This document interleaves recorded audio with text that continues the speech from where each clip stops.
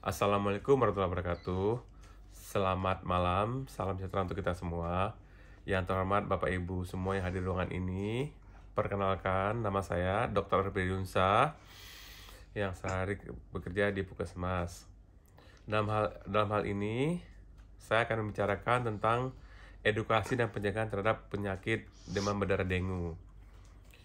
Sebelumnya, kita harus mengetahui bahwa apa itu DBD atau demam berdarah dengue. Demam berdarah dengue itu adalah suatu keadaan di mana terjadinya penyakit yang adanya demam selama 2-7 hari. Itu masa terjadinya inkubasi namanya. Saat terjadi inkubasi tersebut, biasanya nanti akan muncul adanya perdarahan-perdarahan di bawah kulit yang dalam bahasa medisnya disebut dengan PTK, di mana untuk menegakkan diagnosa ini atau menegakkan penyakit ini, kita juga harus bekerjasama dengan laboratorium, di mana kita melakukan pemeriksaan laboratorium, di mana diharapkan hasilnya adalah trombosit pada pasien akan menurun. Kemudian didapatkan juga dengan kekentalan darah atau hematokrit yang meningkat. Ini suatu gejala atau diagnosa untuk terjadinya penyakit demam berdarah dengue. Dalam hal penyebabnya adalah nyamuk Aedes aegypti. Nyamuk Aedes aegypti ini sering menyerang pada keadaan kondisi iklim panas atau tropis. Biasanya penyerangan terjadi pada pagi hari sampai dengan sore hari. Oleh karena itu, kita berkesempatan dan harus memberikan edukasi kepada pasien untuk menggunakan kelambu atau obat-obat bakar atau obat-obat nyamuk, bisa berupa bakar ataupun berupa semprotan untuk menjaga anggota keluarganya yang tidur pada pagi sampai siang hari, terutama pada bayi. Kemudian untuk pencegahan berikutnya, kita bisa melakukan 3M. Apa itu 3M? 3M itu adalah menguras, menutup, dan membakar. Maksudnya menguras begini. Jadi bila ada bak kamar mandi, kita harus menguras seminggu sekali untuk mencegah tidak timbulnya atau munculnya jentik nyamuk yang berakibat nanti akan timbulnya nyamuk dewasa yang berjenis Aedes aegypti. Itu tadi menguras. Kemudian menutup, kita harus menutup tempat-tempat air seperti misalnya di pedesaan atau di tempat-tempat biasa adanya namanya kendi atau tempat-tempat penampungan air. Ini kita harus tutup supaya nyamuk tidak akan bertelur. Ketiga, kita harus mengubur sampah-sampah yang terbuka itu kita kubur, karena nanti kalau misalnya hujan, air hujan bisa menjadi tempat penampungan terhadap nyamuk Aedes aegypti untuk bertelur. Dalam hal penanganan pencegahan ini, kita utamakan kepada pasien adalah kita juga harus patuh terhadap kebersihan lingkungan dan kebersihan diri sendiri.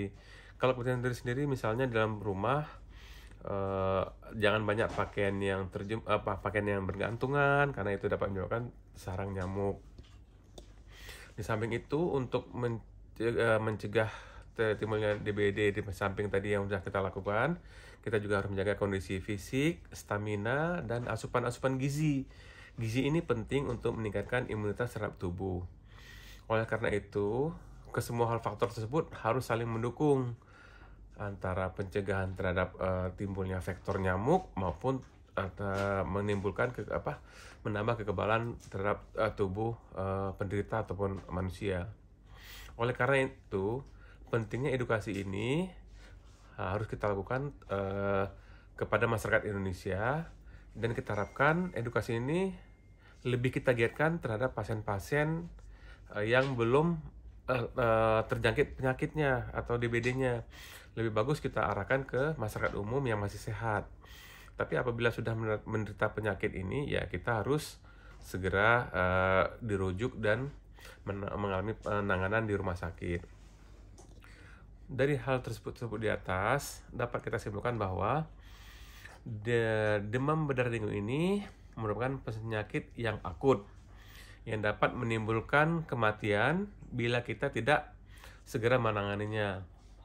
Oleh karena itu, pencegahan terhadap penyakit DBD ini sangat penting kita lakukan.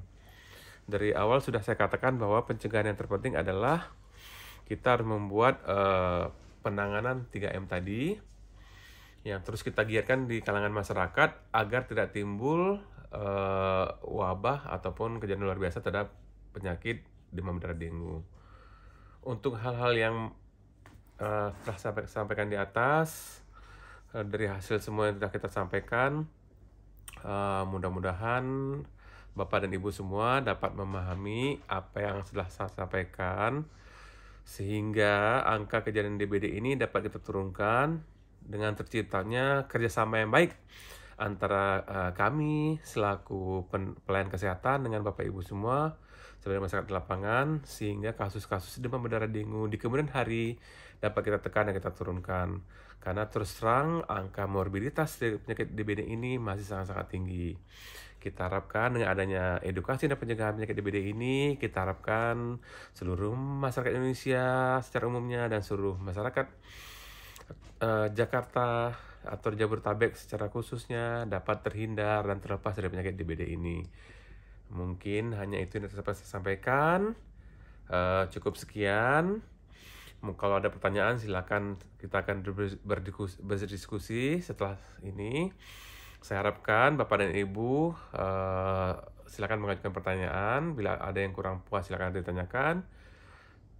Wabillahi taufiq wal hidayah. Wassalamualaikum warahmatullahi wabarakatuh.